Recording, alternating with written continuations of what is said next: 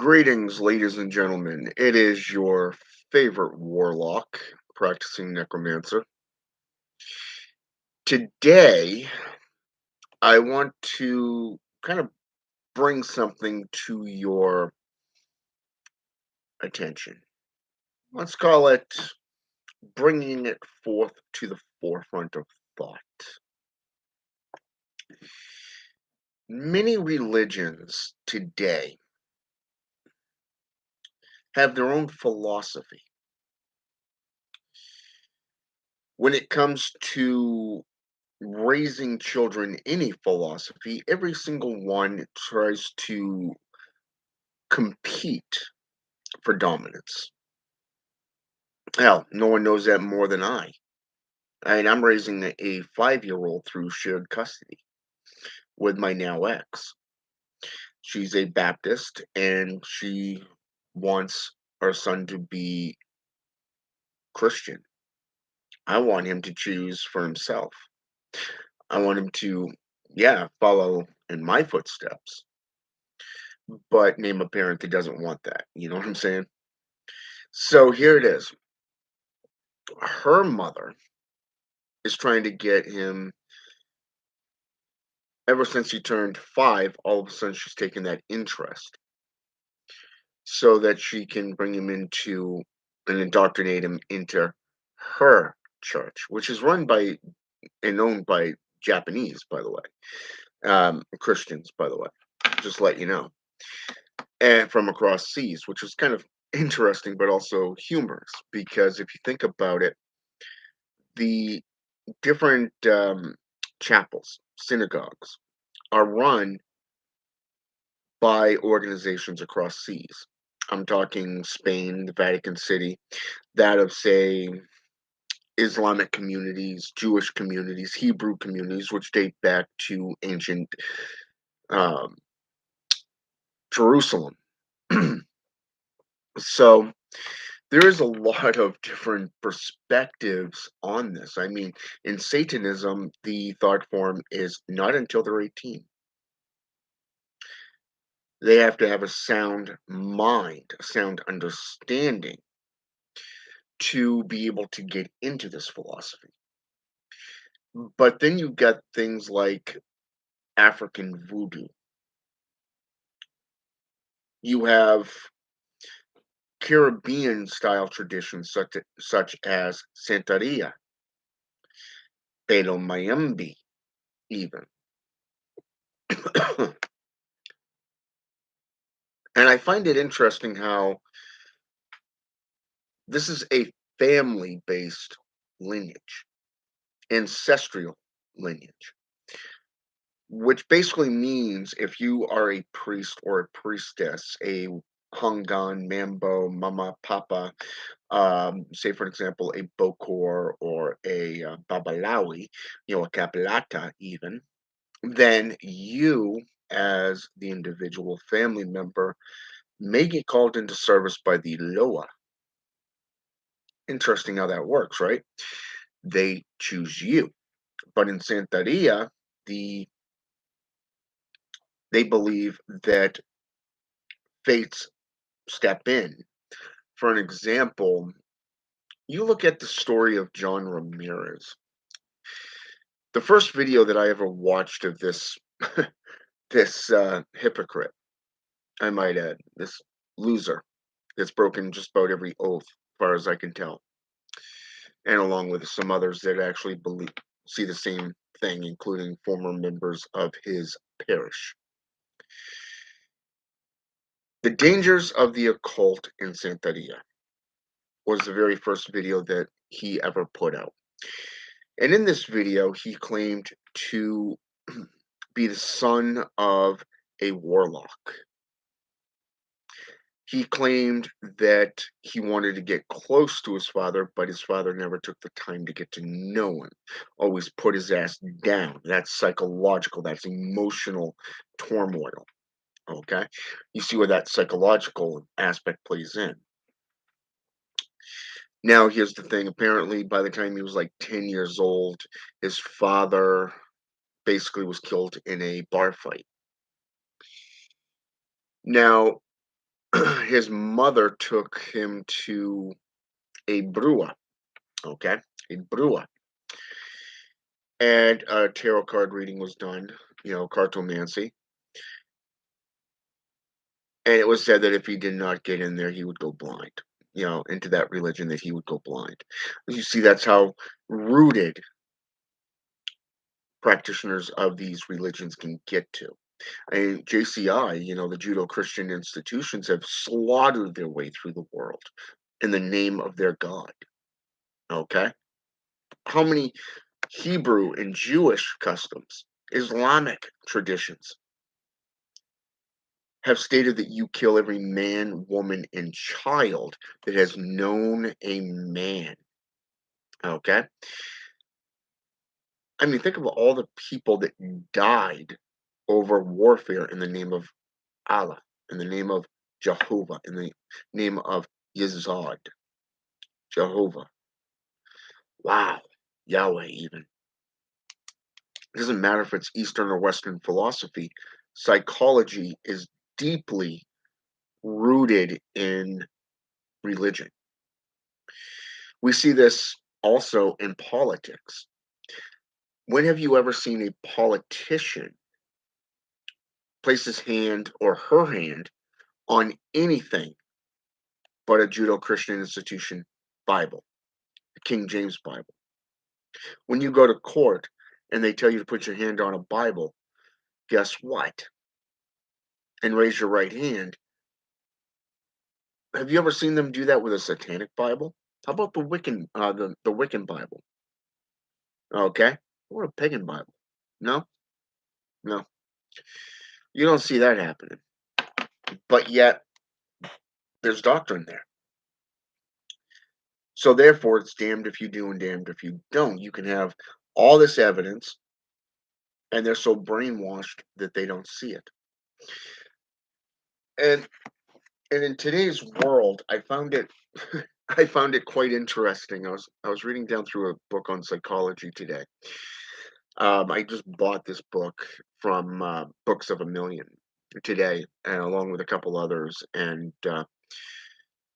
cost me $62 for all of them. All three.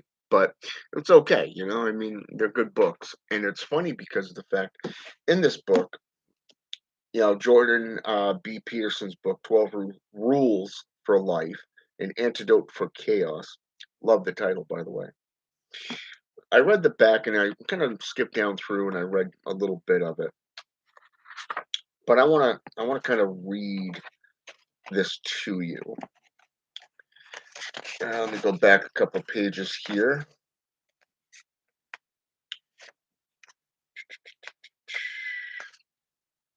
Where is it here?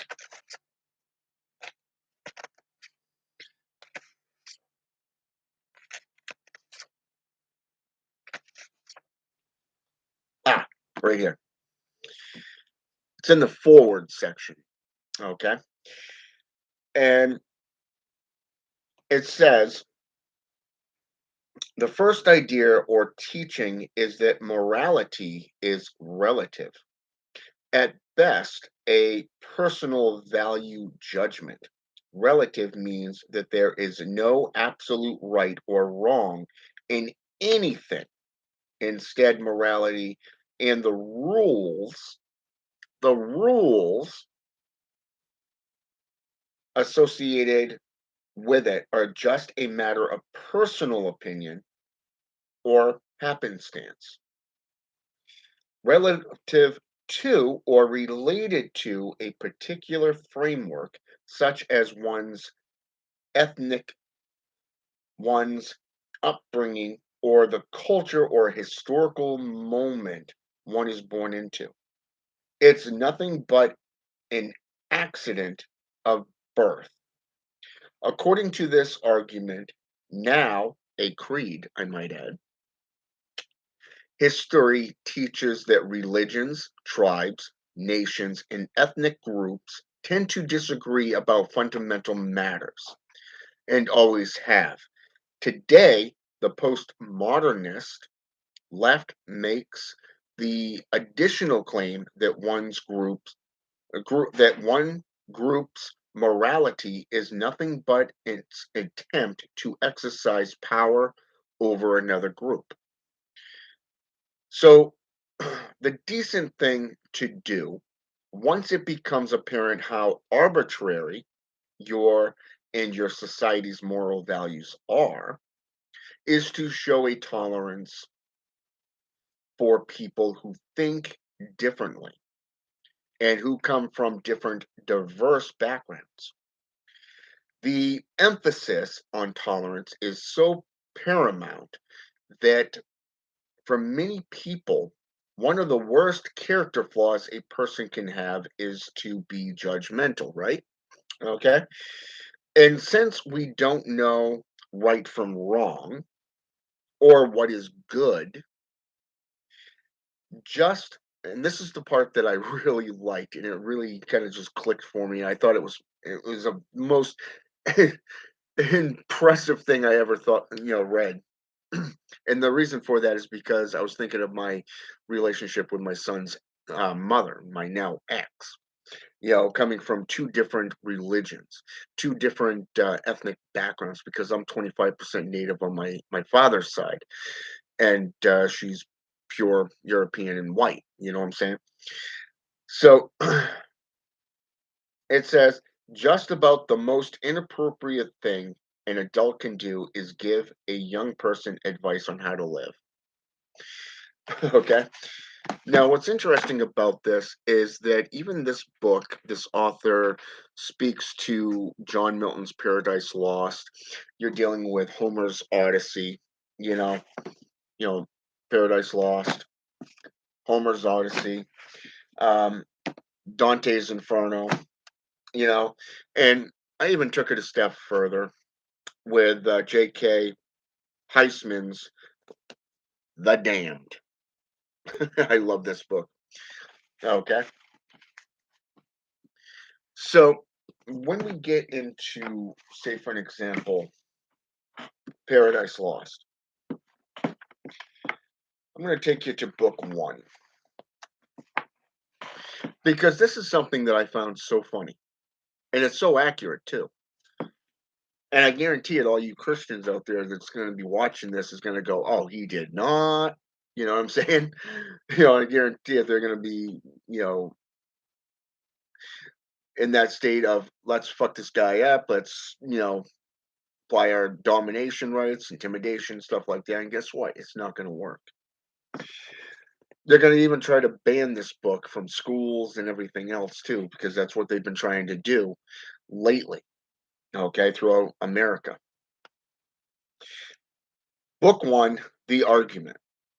The first book proposes, first in brief, the whole subject, man's disobedience, and the loss thereupon of paradise, the original sin, right?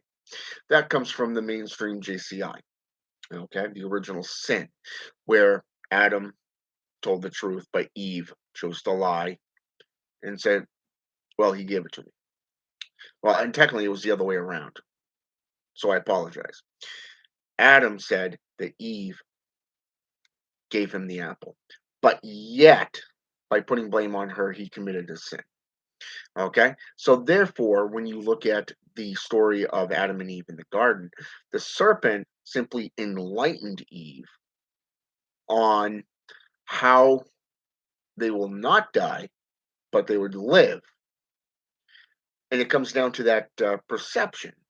They're not immortal, living in a garden, a fantasy world, or the spirit realm, which is basically chapter 1, verses 27, or was it 26, 27, or 27 and 28, depending on the translation of the Bible.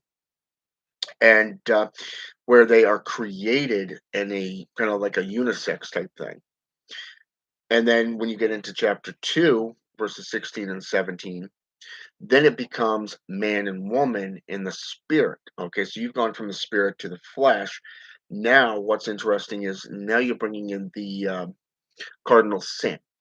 Okay, so in chapter 3, God makes the woman from the man, by removing that center rib, okay, down by the floating ribs. Now, what's interesting here is that when you think about that sin, what is that sin? Enlightenment, knowledge, wisdom, becoming enlightened so you're no longer a slave? Think about that. You know what I'm saying? Hey, Connor, saw you pop in a little bit ago, but I wanted to finish my train of thought before I mentioned you. So let's go on here.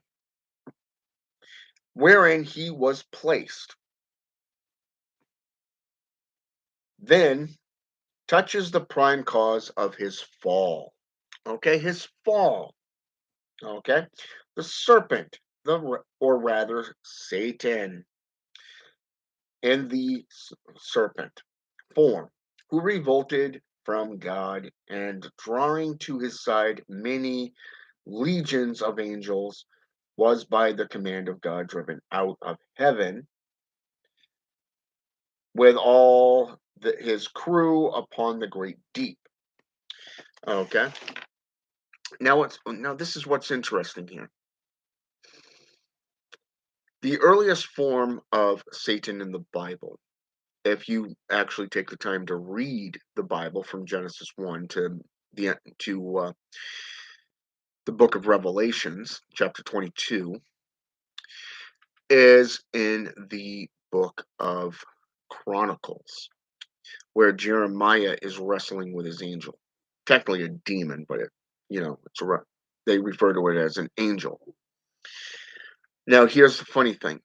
The first physical manifestation is in the book of Job, where Satan walks into the throne room of God, into the kingdom of God, and Jehovah looks at him and goes, "Hey, where the fuck have you been?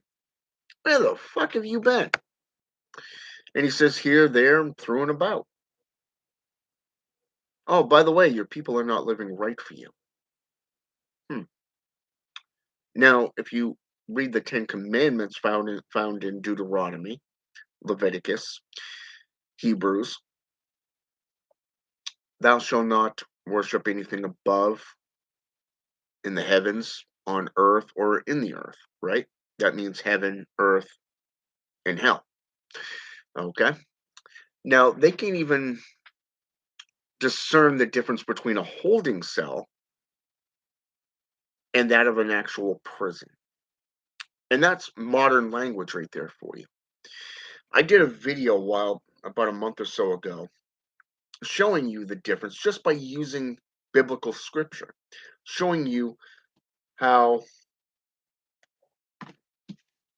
Homer's Odyssey, Dante's Inferno, and a few others on their descent into the underworld stood in a purgatory state, talking and communing with both that of the Elysian Fields and that of Hades or Tartarus.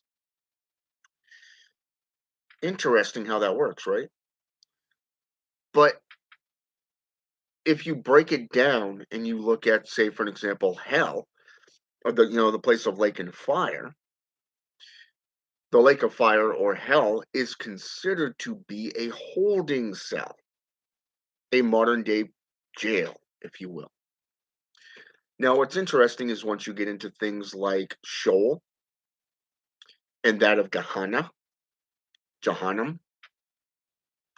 this is the actual place of torment, according to the JCI. But most Christians today won't even acknowledge the difference. Just like they won't acknowledge anything separating Lucifer from Satan. Lucifer is a fallen angel. He is an archangel, the only one cast out. Isaiah 14:12. Okay? So it helps to know your Bible, right? It helps to know their Bible, the enemy's works. And there is a saying in psychology which says, learn from thy enemy. Okay? Learn from thy enemy. I did. How do you think I became a minister? How do you think I became a priest? An apostolic minister actually recommended the ministry to me, and it turned out I was pretty good at it. So here it is. Once we get into Dante's Inferno, we see that there, depending if it's the Russian variation, which is 13 levels of hell, compared to the 9 levels of hell, or that of the mirror image of the 9 choirs of heaven and hell, you're seeing 9 different realms, 9 different, types of thrones, if you will, between that of the throne of Jehovah, Yahweh, Allah, whatever, to this realm, and likewise a mirror image from this realm to the throne of Satan. Okay.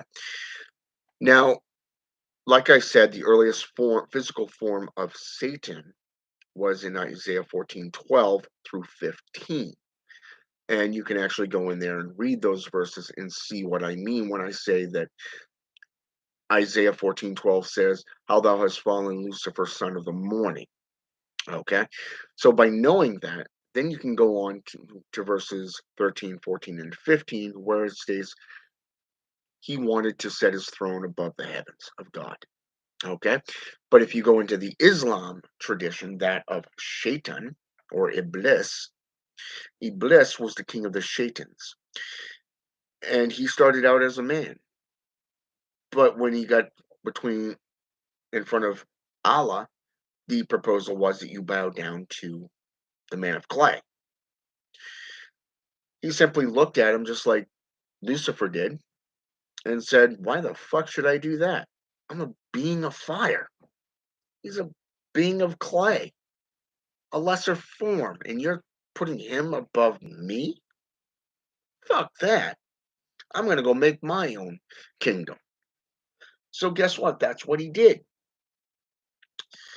So now Christians have taken it, depending on the region of the world that they were in, and they've corrupted that system to the point where you have it today where God's the only way, but you can't do it on your own. That's literally placing you at the mercy of the church, okay? For brainwashing, which is why they indoctrinate children from birth. I'm talking baptism through the intent to raise them in the church. Okay? This is why Satanism, you don't train a child until they're 18. Okay? In Wiccan and pagan traditions, it's like the Jewish or the Hebrew bar mitzvah. Okay?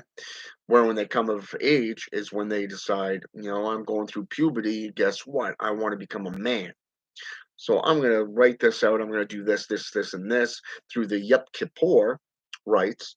And guess what? I'm going to cast a sin out into the devil. Into the wastelands. I'm going to do this and offer this one to Yahweh, God, Yeshua, whatever. And guess what? I'm a man now. Wow. You should read the entire rite. It's actually kind of interesting, especially the whole casting the spotted goat out into the wilderness. Technically, according to the mainstream Bibles, or if you wish to go into the books of Enoch, Azazel is who they sacrifice that goat to. But yet the Yip Kippur ritual, the rite, requires that at certain intervals down a very rocky ravine, people are placed so they can report back how far down that animal gut before it could not go any further. Because their ligaments or its legs were so fucking cut up, they couldn't go anywhere but bleed out, basically. Kind of like a legion going into swine, if you think about it. Hmm. Interesting, right? So by the time you get to the New Testament, Matthew's chapter 4, you see where Satan is taking the man, Jesus, around everywhere, saying, well, if you bow down and worship me, I'll give you all of this shit. And Jesus is like, fuck you. Sit and rotate. My heel to your head, sort of thing. Shows ego and pride, right? And yet those is considered sins, two of the sins throughout the Bible. The seven deadly sins, as they're called, right? But yet you look at what Christians are doing. You look at what so many people are doing. Okay, hilarious, right? So the psychological warfare is when you get into these works. I like looking at it from these old works like Dante's Inferno because of this. The 9 levels of heaven and hell show how each level is worse than the last, right? But yet you have a cardinal that made it personal, a personal attack upon Dante himself, imprisoned him, stripped him of his title, banished him from the fucking land, took his home from him, took his family from him. How is that not fucking personal? You know what I'm saying? It's like some of these corporations today coming in, accusing somebody of doing their fucking job and what's in their job description, and all those loyal to them gone out the fucking door, right? Well, that's basically what they were doing. Okay, all other religions must die. Okay, but here you have Dante sitting there writing this what is now classified as a classical play, Dante's Inferno, telling this cardinal basically to shape the fuck up and clean up his act. He's not living right. He's not doing what he needs to do. And it's funny because I've actually printed off the Canaan laws. And you can actually look at the Canaan law for yourself. Okay? What does it take to become a bishop or above? Okay? If you look at titles um, 1, 2, and 3 in the Canaan law, this describes how a bishop is actually able to become a bishop through humbleism, through presence and how you present yourself, through level of dedicated, committed worship and such, knowing the laws even. Okay, so here you have Dante literally spelling it out in this scripture to this cardinal, even though this cardinal is literally stripping him of everything. And then you got Homer's Odyssey, Odysseus, who fought in the Trojan War and is on his way home. He's on his way home, right? And he's on board this ship, and he ends up coming across where the two islands meet, and he has to sail through them.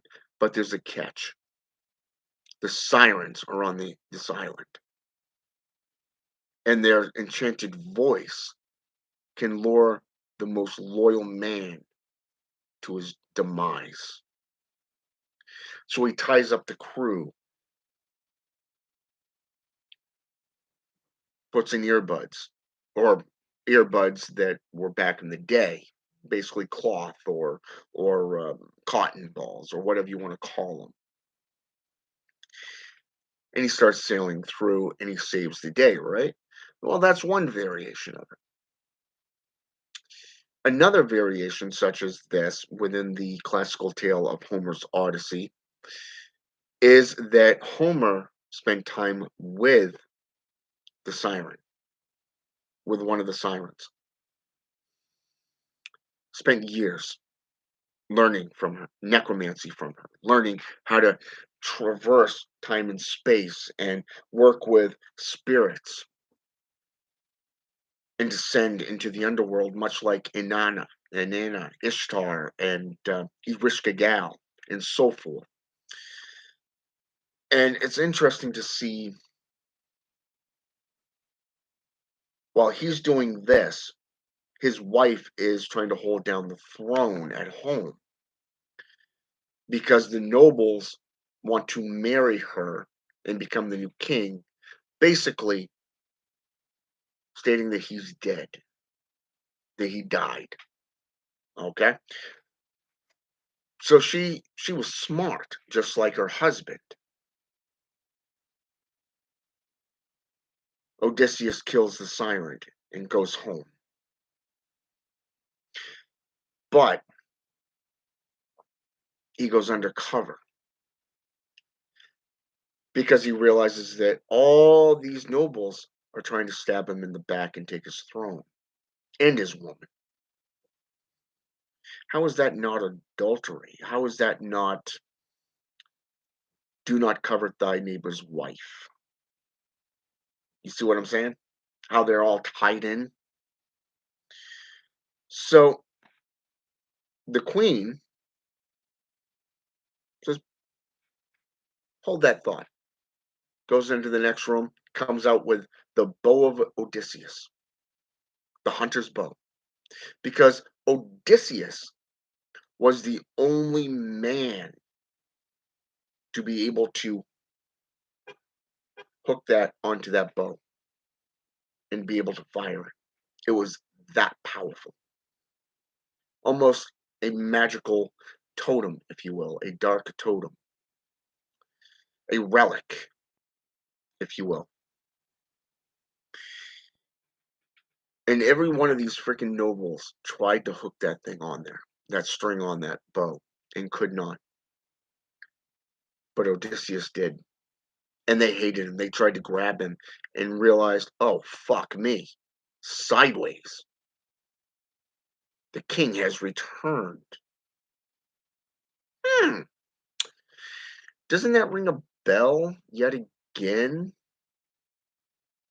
I'm just saying, cardinal sins, the psychology of heaven and hell, doing good and evil, you know, the Ten Commandments, the creeds of religions, ethnic groups, tribal laws and stuff. Huh. I mean, think about that. I mean, it's really there. So do you really have the right to tell somebody else how to live their life? The answer is no. You have a right to enlightenment. You have the right to study and grow on your own, to practice on your own, just like you have a right to join a coven or a temple. But if you think about it,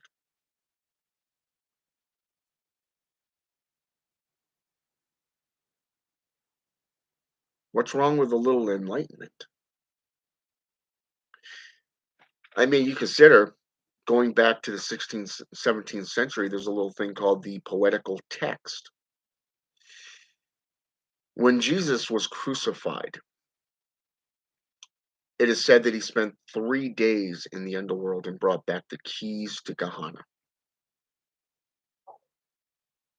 The keys to Gehenna. This this one text, the political text, the poetical text, says that when Jesus walked in, Beelzebub, the Lord of Flies, was on the throne. He's known as the Lord of the Witches' Sabbath, and has been going back to the Renaissance, the Holy Wars, and such. So here we are in the 16th, 17th centuries, and Jesus is going in there and he removes Beelzebub from the throne and places Satan on the throne. But yet, Satan goes as far back as the Talmud, the Zohar, the Jewish Haggadah. He is a Grigori. He's known as the Watcher Angel. And yet, these ancient texts, such as the Munich manuscript, 11th century, clearly shows him and describes him as a Grigori, a Watcher Angel, a chief. First order of angels. Lucifer was a second order of angels, an archangel, and he was considered to be the most beautiful. But yet, there's the devil's. What is that called offhand? Apocrypha, the Devil's Apocrypha, shows Lucifer being the lord of philosophies, and they all came from a different dimension. Hmm. So, I mean, today we have all these rights and all these laws that says what makes up a protected religion in the United States. Well, that's found in the First Amendment. Not only is it under freedom of speech, free speech, I might add, which a lot of corporations try to limit, but here it is. You have to have doctrine, you have to have a place of worship, and you have to have followers. But yet, if you go into religious land use and personalized religious acts, key term there, personalized religious acts, you see where down in equal terms or equal rights, it says no individual, sect, organization, or assembly has the right to limit or deny. Okay. The only thing that protects corporations today is the Ramsey Law, and that's based off your personal safety. They get to discern what you wear, can and cannot wear on the job. That's it. Okay. But yet, religious discrimination is throughout everything. Politics is throughout everything. Greed is throughout everything. All these sins, these so-called seven sins, is throughout everything. And it supposedly goes back to the serpent in the garden, right? The serpent in the garden. So we're going full circle now. They claim it's Satan, right? Well, guess what? It's not Satan. Serpent's not Satan. If you actually think about it, Samael is the venom of God, an archangel, the venom of God. Azazel is the teacher of how to make makeup and to create weapons for defense. And it's interesting because if you actually look at the ancient Greek variation of Lucifer, or even the Latin base of his name, it means light bringer, the day star. And we're talking Phosphoros in ancient Greek, or that of Lucifer, son of the morning, which is also Venus, by the way, if you're getting into alchemy and astrology. So you have that feminine, childlike behavior within demonology that you see today. And it's interesting because if you go into the three books of occult philosophy by Agrippa, you see where the elements and the metals are actually incorporated through astrology and sorcery. Hmm, interesting. Interesting how that works, right? So, do you have a right to tell a young person how to live? You may have that experience of what you lived through, but here's the kicker, psychosis wise, is that you learned from your mistakes.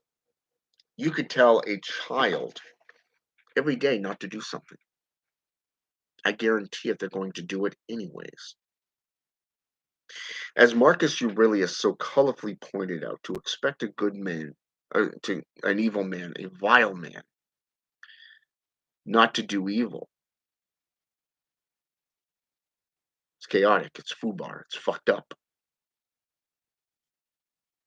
it's idiocy.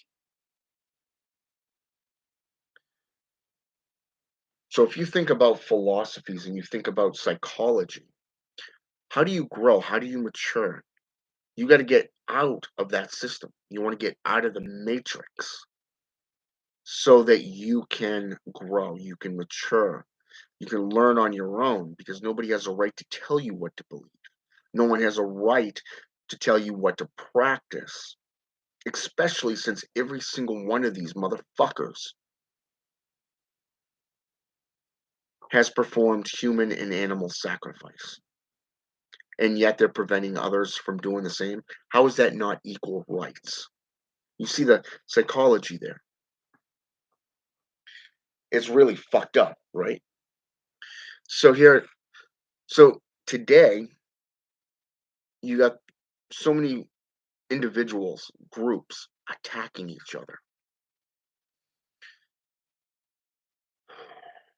So many attacking each other. It's religious warfare. And it's dwindled down from churches to the populace, into the governments, and down into the people, down into our very laws that we have to live by. So the psychology aspect here is to understand thyself. To know thyself is to know thy enemy. To know thy enemy is to know thyself. Your worst enemy is yourself. So how do you apply that to somebody else? You really can't. All you can do is lead by example and enlighten yourself. Okay? You can get around other people of like mindedness. There's nothing wrong with that. But you got to remember that if you become emissaries, say a priest or a priestess, doesn't matter if you are a Darak, if you are a druid, a witch, a warlock, a brua, a bruo, a caplata, a bokor, a hungan, membo, witch doctor, shaman, necromancer, satanist, it does not fucking matter. You'd be surprised how many priesthoods were out there long before Christianity even was a thought form in its mama's crotch. Not joking. And yes, I just said that, and that is my First Amendment right of freedom of speech, not just a religious right. Okay? Because it is about enlightenment, it is about personal growth. And the only one that's in charge of your growth is yourself. People will sit there and say, well, you have to choose between light and dark. Okay. Well, what if I told you that Constantinos, in his book Nocturnal Witchcraft, literally put forth a item called the equal armed cross, which if you continue making circles starting at that plus sign, working your way out, you'd be surprised what you would come out with as a philosophy and image. It is amazing to see. Good, evil, light, dark. Hmm. In the center, the four soul types, personalities, type of jobs. So, in essence, you're going into the psychological viewpoint of the Satanic Witch put forth by Anton Zendel back in the 1960s and 70s. You know that little orange book that he put out? Yeah. That was actually later revised back in the early 2000s, late 90s area, into a nice pink book, well, kind of a purplish book. Yeah, they refer to it as the clock system, the trapezoid system of the clock. Psychological viewpoints of dominant, submissive, male and female, light and dark, good and evil, and so forth and so forth and so forth. Why you dress the way you do, what kind of personality that you have, what kind of car you're going to drive, what kind of job you're going to have. It's all psychological. Every fucking thing. So I'm actually glad I got out of that matrix. I'm glad that I stepped away from social media to study, to read, and to work on myself. And say, literally, all you hypocrites out there, all you duality morons that think that you're better, fuck off. World's better without you. Again, freedom of speech. But here it is. I'm better because I'm delving into myself. The alchemy begins with you, the individual. You have to master your own world. You have to master your mind, your body, your job, your own works, long before you're able to begin to help somebody else out. But yet you got all these hotshots coming in. Oh, I read a book. Wow, I'm proud of you. You actually read a book. Woo! Doesn't make you a master or a lord of darkness. You can put the word lord of darkness or dark lord or whatever behind in front of anything. You can put satanic, the word satanic in front of anything. It doesn't make it satanic.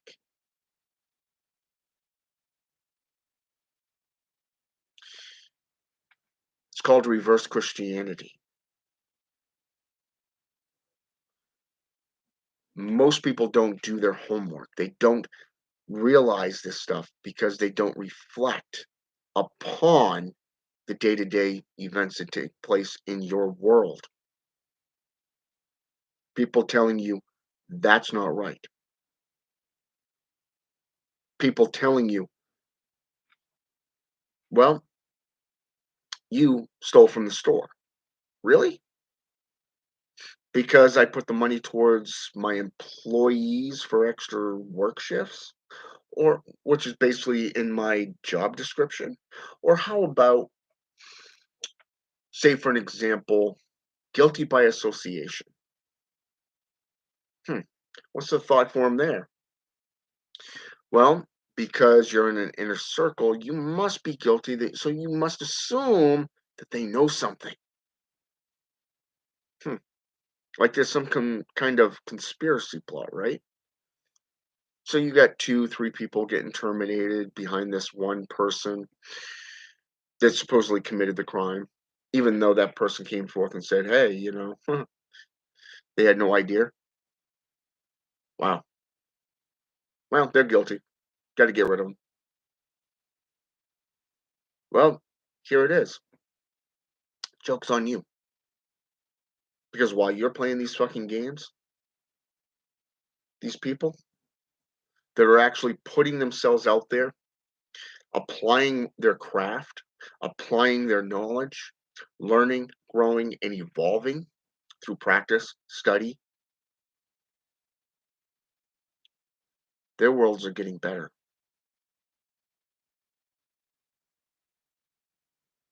While most of you just simply stay stagnant in the same old shit pile.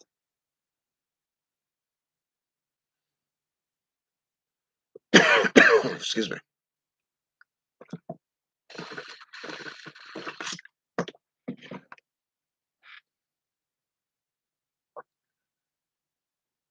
They're charlatans, is all they are, Connor. The thing about Christianity and why so many go to Christianity and to these satanic temples is because of two things.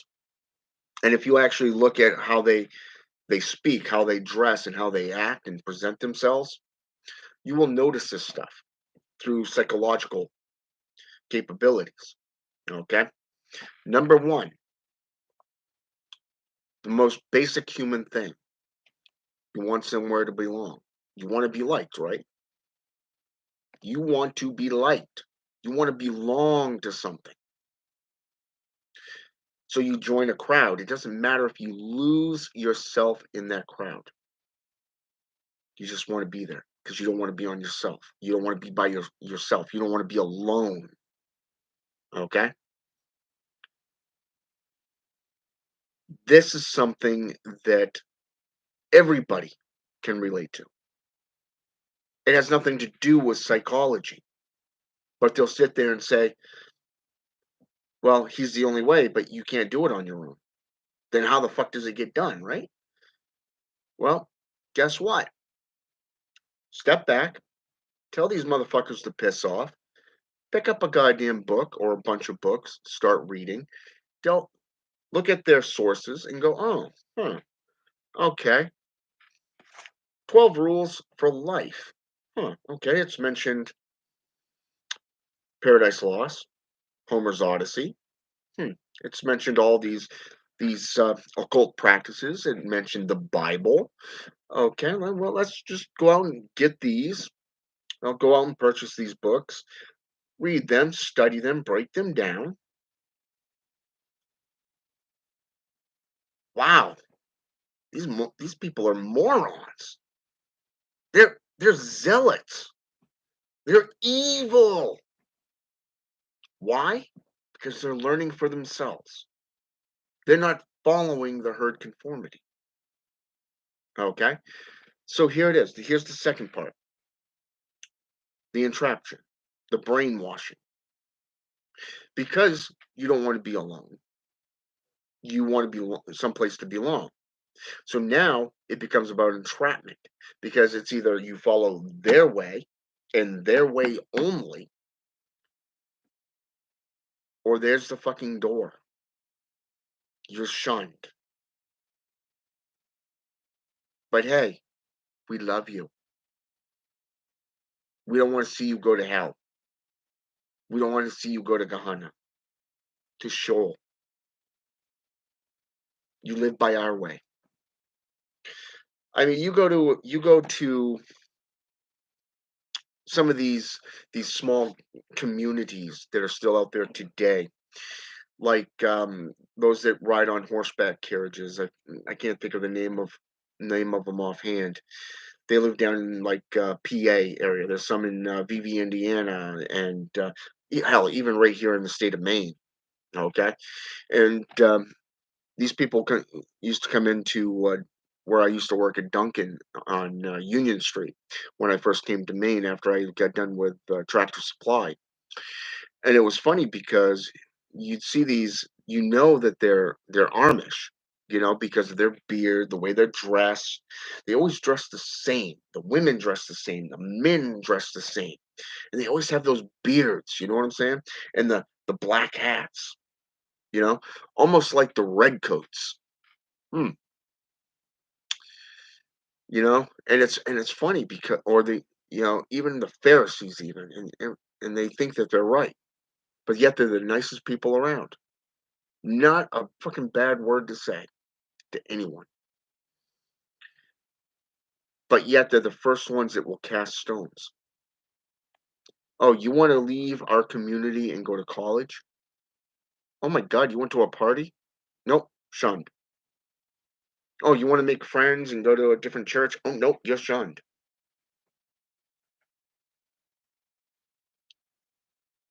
You don't believe me? Look it up. Go to these communities. Pay attention to them. I've hung around them. I had a ex-girlfriend that actually introduced me to that world in my younger days. Worst mistake I ever did. Her too, but you know what I mean. So, but it's interesting because when I started breaking things down, I started learning for myself. I broke down different things that they were preaching, and I realized real fast they're just picking and choosing that psychological bond through scripture. All it is they're picking and choosing things like baptism, the consecration, if you will, the Pentecost, you know, the birth, death, and resurrection of Christ. Those are the only three things that they preach today. That's all they preach, but they do it in such a way that it tugs on the heartstrings, the emotional connection, just like any any type of music that you want to listen to. I mean, there's certain songs that you'll listen to that you'll end up crying during it, or it will piss you off. It'll bring that emotion to the surface. You right? I And it's interesting to see because this is how they do it. It's that entrapment. Okay, our way or the highway. But yet, if you go to the highway, you're going to hell. You stay with us, I'll lead you into the heavens. Okay? So that's how they do that.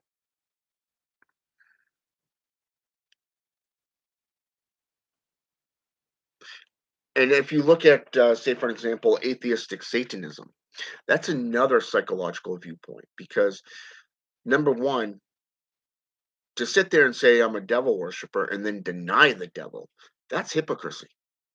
I mean, if you look at the Satanic Bible, for an example, by Anton Zandalevay, the original Bible, Anton came out in front of Bob Larson and a few others on interviews and said, I am a devil worshiper. Type it into YouTube.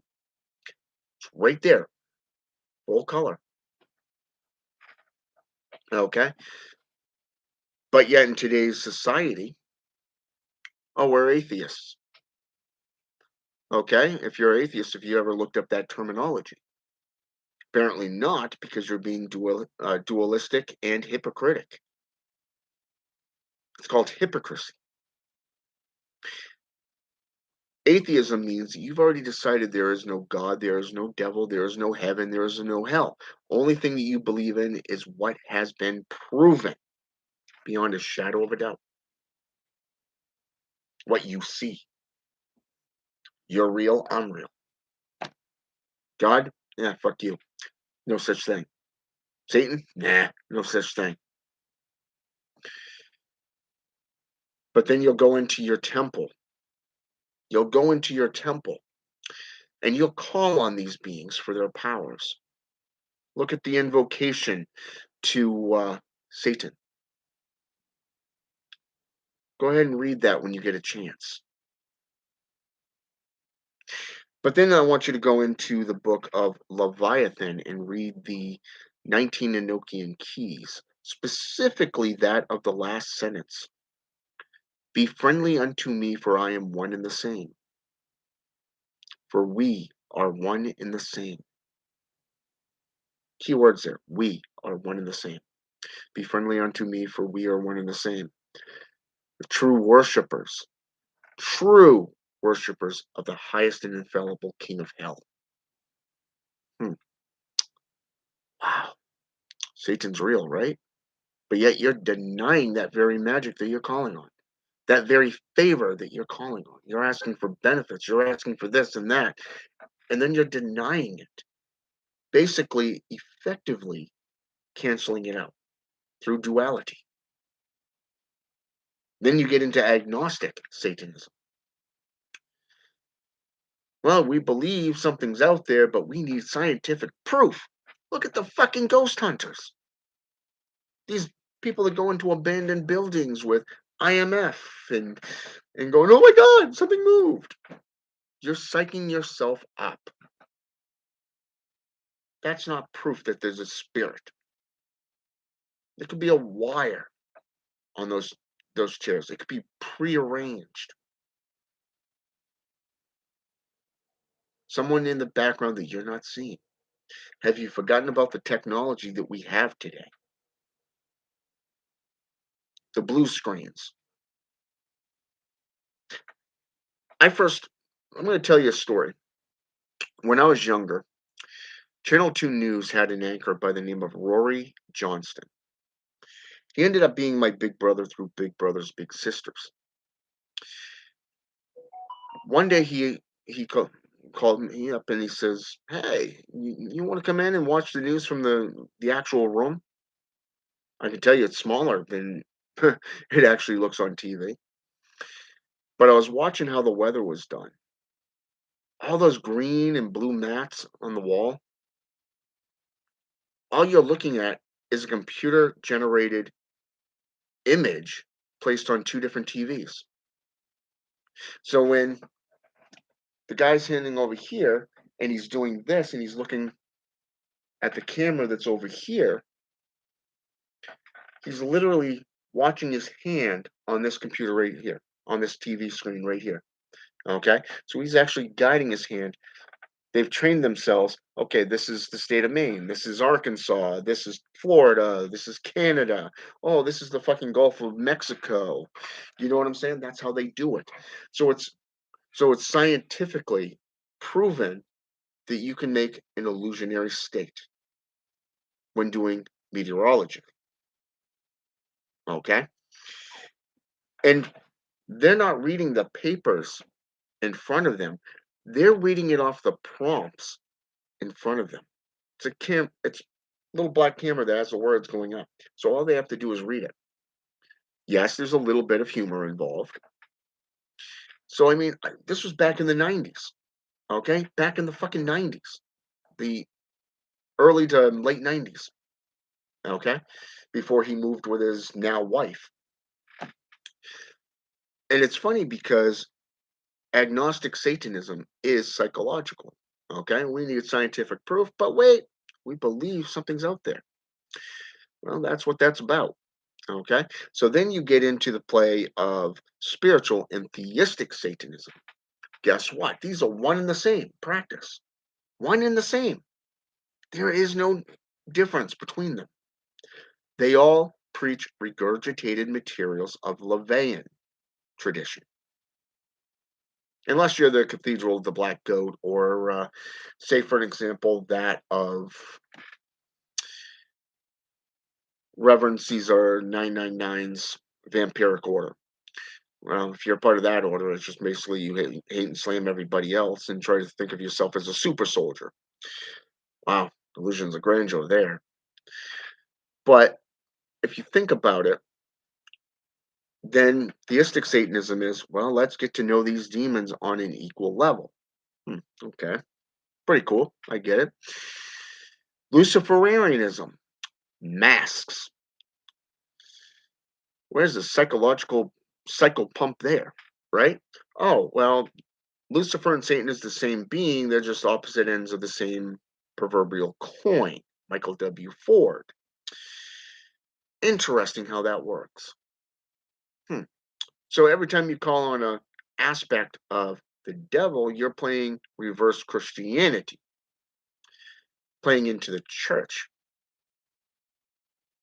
such as the Black Mass, supposedly the reversed Christian or Catholic variation of Holy Mass. So how is that not psychological in nature? How is psychology not played into that? So you see, every religion has the same things in common. Every culture has everything in common. But yet nobody wants to wake the fuck up and go, huh, there's really no segregation here. We're all the same. So why are we allowing ourselves to be divided by society? There was a proverb that I heard once that still kicks in today that, you have to laugh. And this goes along with a former friend who passed away. He wrote the book, The Divine Black Flame of Satan. He was the supposedly the magus of the Cathedral of the Black Goat before they did that revamp. Now they're about heavy metal music and stuff like that. And it was funny because of the fact he said, "Okay, if you're Satan, does that not mean that there's 7 billion Satans in the world?"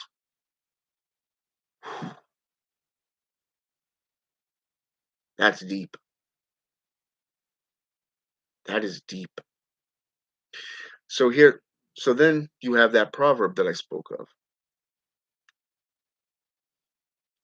Opinions are like assholes. Everyone has one. Hmm. I had a guy that I used to be friends with for a short time. His name was Christian Day, the author of the Egyptian Book of the Dead. Scratch that, the Witch's Book of the Dead. And he's also the owner and founder of the small occult shops known as Hex. So he and I had a lot in common. I actually loved his book. I thought he was pretty cool, and then I came across how he liked to bully women. He liked to bully women. That was his little pet peeve as a gay man. Okay, and Lori Bruno ended up having to, as a gypsy, a strega. one of the last few true old school stregas in the world today, in her 80s, ended up suing him. Well, guess what? He moved down to Louisiana, New Orleans, with his husband, Brian. So here it is. A couple years back, he suddenly messaged me. Somebody had written calling somebody a monkey. A monkey. Okay. So I played the devil's advocate and I said, so you think this is discrimination? Hmm. What if he was just calling somebody a monkey just for kicks and humor? Were they friends? Were they lovers? You know, doesn't mean they're enemies. Hmm. mi- You know, I mean, I've seen coworkers where one accidentally throws a box at somebody's head, and the other one turns around and says, "Oh, look, guess what? There's a lot of good thing. There's a good breeze here." Woo! How's that not sexual in nature, right? Especially on the workforce. But here it is. Here it is, though. He got so worked up because I would not believe his way, because I was looking at it from a rational third party stance. And I told him, I look at my son and I call him a puppy monkey baby. That little beer commercial from back in the 90s, you know? And I mean, he'll turn around and reply back and he'll say, no, you're that puppy monkey baby dada. you know? So, but no, I mean, once I put that forth, all of a sudden he got so fucking butthurt because he was so engrossed in the drama, the very dogma of communities, that he turned around and blocked me just because I dared to question. I dared to question. Almighty Christian day. Wow. So that's the psychology of this, is that when you use terms or a view and it affects somebody on such a deep level that they have to flee from you, they have to sit there and hate you, they get emotionally unstable, block you even, that means you've touched a nerve. They know that they're in the wrong, so they have to go out, block you, badmouth you, or whatever. It's because you touched a nerve and it becomes psychological. Okay. So, I mean, you can go out there and purchase all these occult books of modern day, such as D.H. Thorne, E.A. Coetting, How to Become a Living God, whatever.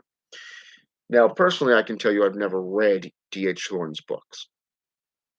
I'm friends with him. I consider him a friend and a brother, but we don't commune. You know what I'm saying? We don't commune. We used to be on Dark Sorcery together before he and Alfredo Martinez had a falling out back in the day. But since then, I really haven't talked with him. I followed his channel a few times, but off and on over the last few years, but I don't really commune with the guy. So, from what I understand, he practices what is known as chaos magic. Interesting thought form, especially from how he's spoken of it. But like I said, I've never read his books. But on the other hand, I have read E.A. Wedding's books. I've read How to Become a Living God's books, and I can tell you that there's only two books there that have actually had any kind of meaning on occultism whatsoever, and that was Baneful Sorcery and Works of Darkness. Everything else was more like a storytelling, like somebody's personal way of writing a children's book. And that's all that was, you know? So I wouldn't recommend that. I mean, you can go and look into all these other groups and different religious perspectives, but it's like opinions. That's all it is. It's psychological. They're sitting there going, well, this is how this religion is. This is how it's supposed to be practiced. But yet, if you go by the legal terms, guess what? Certain crime syndicates will use Santa Morte as a fear tactic, whereas others are so devoted, they become zealots, and no one can tell them otherwise. This is religion. This is philosophy. It's a difference between philosophy and religion. So, if I had to choose between the works that came before and modern day stuff, I would choose what came before every time because what came before had a much more logical perspective. And I relate to logic. Okay. I relate to what I practice. Okay. Exactly. Okay. Welcome to the channel. Yeah, exactly. Because you hit that nail right on the head. It's all mockery. It's one tradition trying to dominate another. That's all it is. It's all for show. You might as well just take a glove and beat yourself on the chest like what's his name there? The guy that starred in what Buford from the Civil War did. It's like you can see that valiant attacks and retreats, and they'll say, "Oh, these are heroes." No, they're not. They're just men dying foolishly and needlessly in a bloody, drawn-out battle. But you can sit there and beat your chest and say, "Look at me. Look at me. Look at what I've done." Am I supposed to be impressed?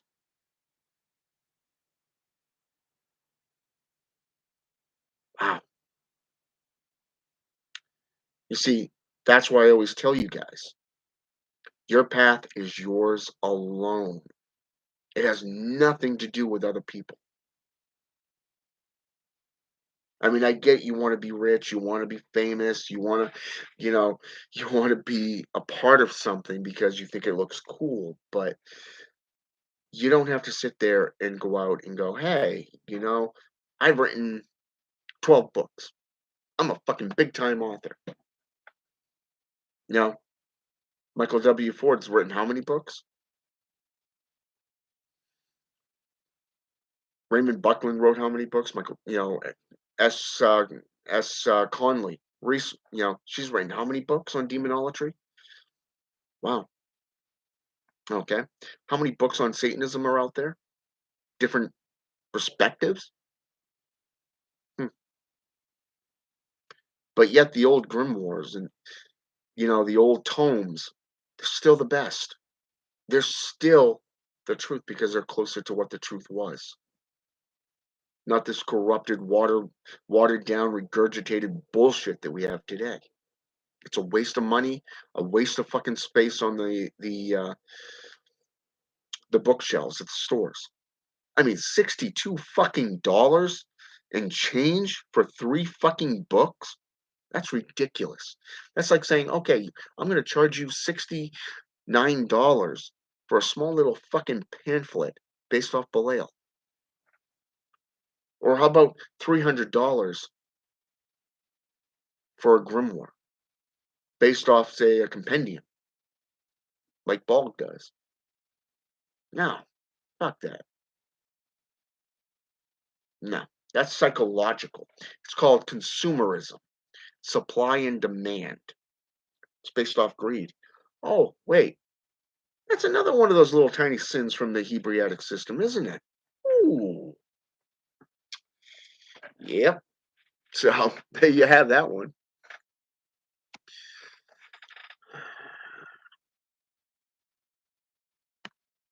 Exactly. You know, that's why I like the path that I'm on and the group that I'm associated with is because they don't do the work for you. They'll sit there and guide you to certain materials based off what you're learning because it's all about education. It's about knowledge. It's about self improvement. It's about you doing the work, not somebody else. More so It's about your evolution, your journey, not theirs. You just have to sit there and prove that you're learning. Share what you're learning with them so that they can go, okay, this is where this into Joe Smo was, say, 4 years ago. Oh, here they are today. Wow, they've grown, or they've remained stagnant. Okay, maybe this one's ready to move up the food chain, or how about this one? They might as well just get tossed out on their ass because they're not learning, they're not putting the work in, they're not putting the time. So that's normally, that's something I like about this group is because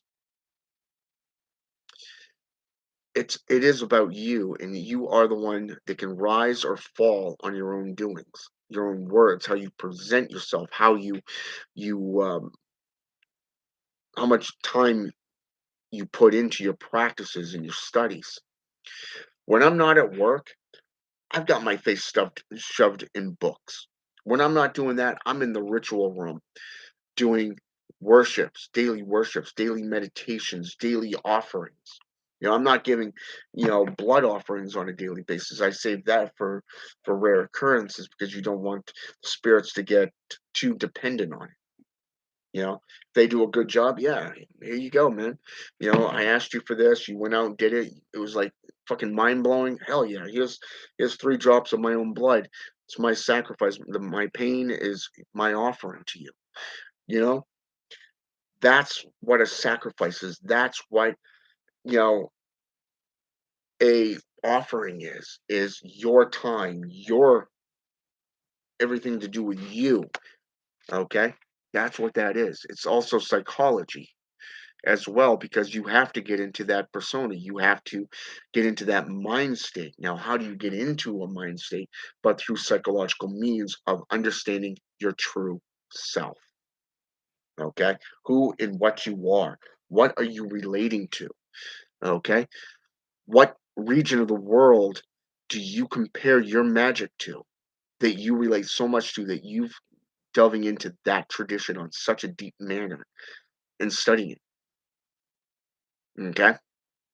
For me, the last 2 years, I've been studying Japanese traditions, from martial arts to spiritualism to their politics. I've gone down into the Asian communities, such as China and Malawi and Indonesia, sorcery, all the way down into Thailand. I got into Buddhism and Hinduism, even going into the tattoos and you know branding myself in the traditions that I'm in because it's that psychological aspect. But again, you're going into belonging to something. You're getting into making a place to preside, to belong to. So it is psychology there.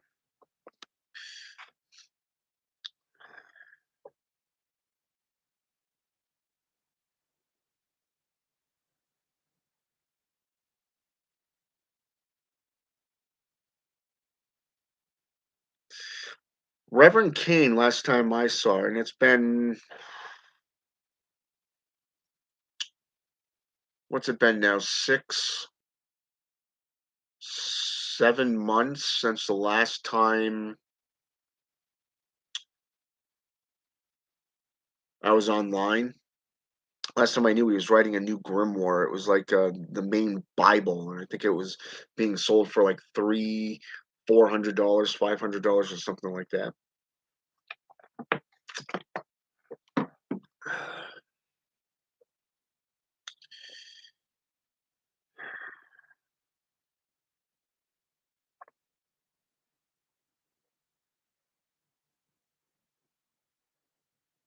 See, that's what I'm talking about, Connor, right there. Why not learn directly from Belial himself instead of buying a book about working with Belial? You see, personally, I wish more people would do that. Work with the spirit.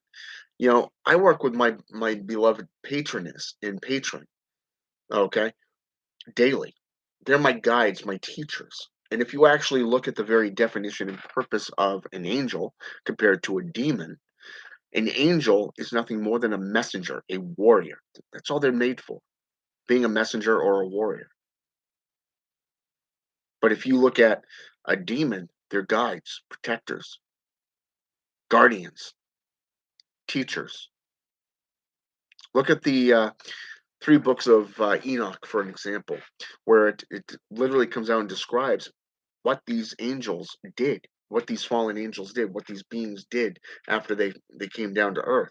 Number one, it backs up chapter 4, verses 1 through 4, you know, where it says that the angels looked down and saw the daughters of men, saw how beautiful they were as they began multiplying on the earth, and they took wives and went into them, and they bore Nephilim, which means giants of old, those of sheer wisdom and enlightenment.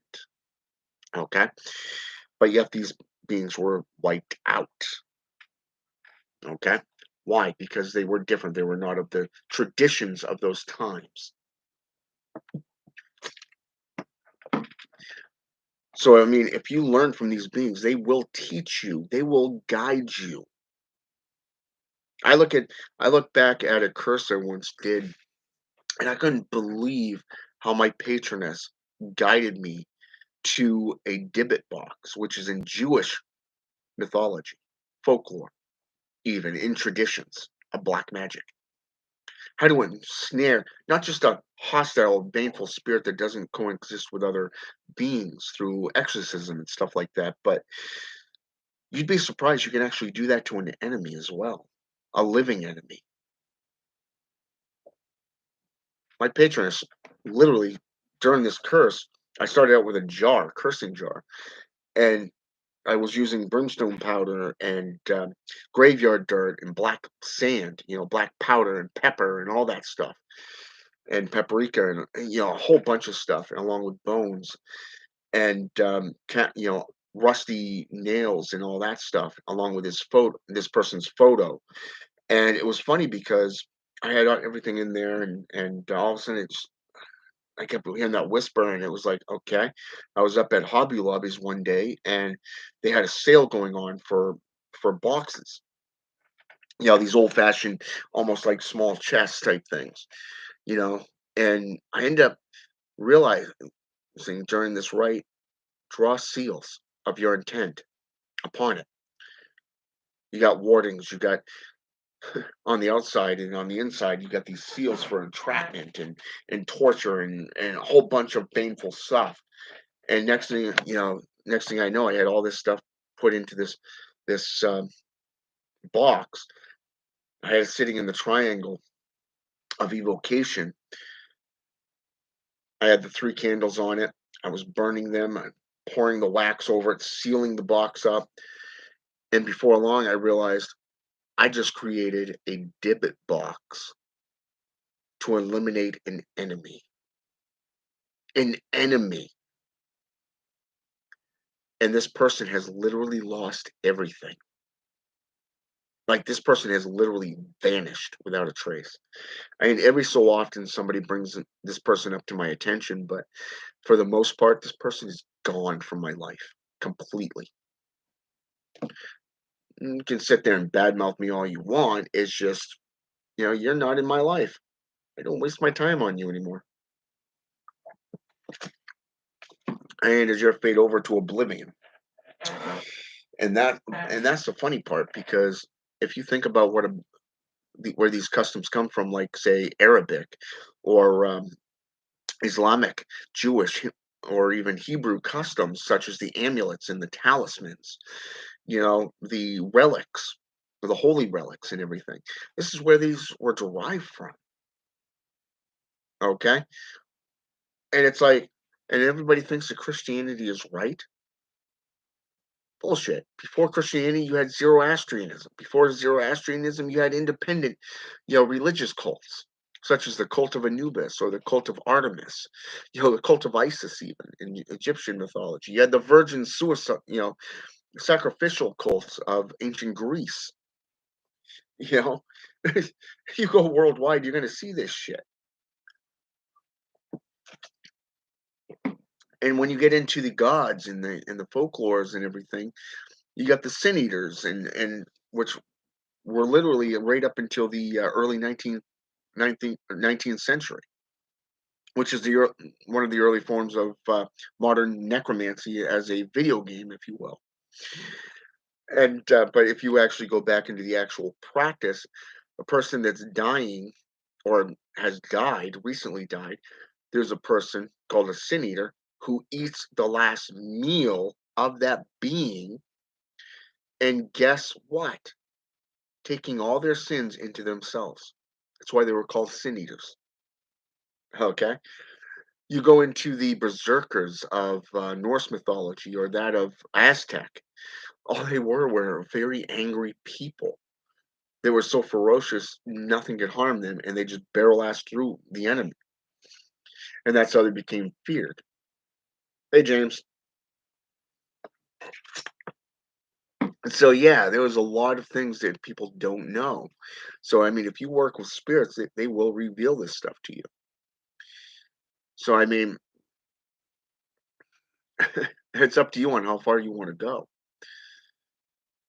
If you want to get into black magic, LK, I would recommend looking at dark shamanism, black shamanism. I would recommend looking at the Dukan of Indonesia, specifically that of oh, how should I say this? Sentet, okay, practices. You want to get into curses and hexes, go into the powders of African and Haitian voodoo. Okay, look at the old school practices of black magic through Pedro Mayambi, not to be mistaken for the spiritual aspects of Pedro Monte. Okay, you can go into European traditions such as the Strega, the Hexa, the Agi and the Agi. Okay, stuff like that. And I guarantee you, when you get into these works and you start getting into things like the Shem priesthood, or you get into, say, for an example, the Hashishin, you know, or you get into these individual groups and what they worshipped, such as the Druids, for an example, and the culture surrounding them. You see how they performed rites that brought the communities together. In some cases, you'll see them being run out of town. Why a practitioner is always considered to be a solo practitioner. Why 9 times out of 10 you are alone. Okay, so take that in consideration. Okay.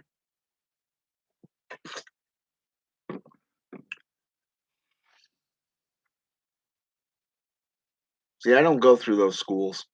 That would be like going through the Swedish schools of the Icelandic witchcraft.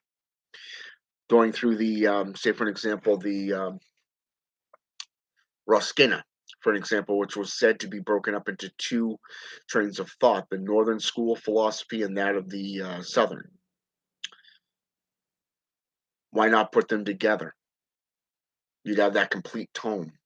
But instead, they separate them and practice them, therefore, as separates. That would be like taking all these denominations of Christianity and Catholicism, okay, and separating them into individual denominations like they've done. Everybody thinks they're right, that they're practicing the true word of God. But in fact, if you actually look at the Bibles, you can trace it back to the Vulgate Bible, 16th century, 1604 to be precise. Now, where did the Vulgate Bible originate? Well, let's go back to the 11th century, and you'll see a little thing called the Codex Gigas, known today as the Devil's Bible, which is located in the Polish Library Museum. The biggest and largest book ever to be created. Hmm. You ever wonder why paper is so small these days? That's why. You can't go anything bigger, because then you'll be matching that of the Codex Gigas, which is supposed to be the all-time biggest book ever.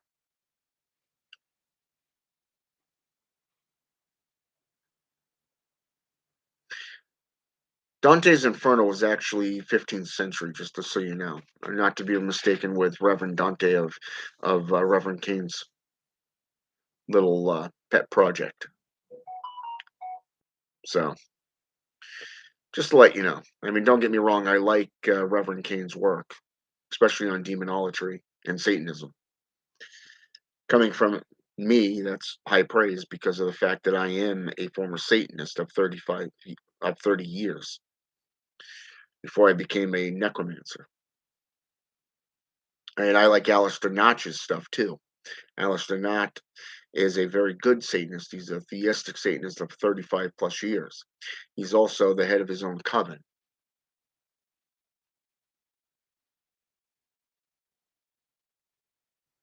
So, just some things that I would recommend. Um, you can go into Richard Cavendish's The Black Arts if you wish. You can go back into the older grimoires, such as Francis Barrett's The Magus, the Magic of Abramelin the Mage, Doctrine and Rituals of High Witchcraft by Eliphas Levi. You can go into Edward Arthur White's work of ceremonial magic and the dark arts, black magic book. But I would recommend going back into the old school of things. I'm talking back into ancient Sanskrit, such as the Dead Sea Scrolls, the Scroll of Amrin. I would go into the Zohar, the Talmud, the Jewish Haggadah. I would go into the Munich manuscripts. I would go into all these old scripts, these old scrolls and all these old texts, because such as the poetical texts, you know, because they speak more truth than this corrupted material today, because everything's been watered down so much. The further back you go, the further away from the corruption you get, and you begin to see the bigger picture of what was true back in the day. All right. But I'm going to get off here. I got to go over to my ex's house and make sure that the cats are doing good because of the fact she took two cats over there and it's been a hot day. I actually have one behind me, you know, one cat right here, and the other one I think is out on top of the cabinet in the kitchen. Still trying to figure out how the hell he gets up there. These cats are weird. But no, the other two cats are actually over at her house now, and it's kind of interesting because of the fact that she didn't turn on the AC, which means they're probably in the bedroom by a small fan. So I got to go check on them real fast and see how they're doing. But anyways, thanks for coming in and spending some time with me here, Connor. It means a lot. LK, James. For those of you coming in, if you like what you see, what you are learning, there are two things I always preach to you. Whatever you preach, always back it up with numerous sources, and always make sure that you're available to the public. And on top of that, you're the only one who can rise and fall on your own discretion. Okay, your own actions. Rise like the phoenix, or remain stagnant and remain in the dust. All right. Practice is about you. Always seek enlightenment. Education is power. Have a good one.